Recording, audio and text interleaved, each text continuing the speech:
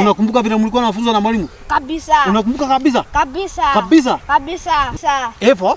A for dog. B for? Elephant. C for? Zebra. Shule zifunguliwe.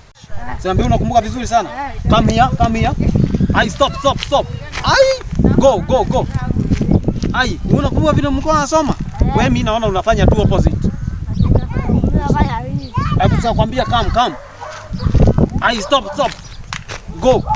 Ai, wewe. Ai, itabidi. Ai. Hapana. Hello. Teacher Mary.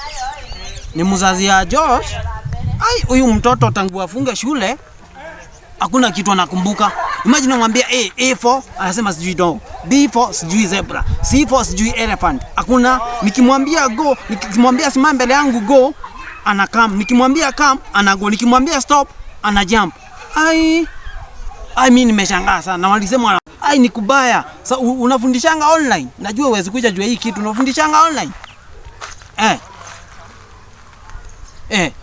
Au unaweza kuja tu umfundishe? Huwezi? Tukoje September? Huyu atasahau hadi kuandika jina yake. Huyu atasahau hadi kuandika jina yake.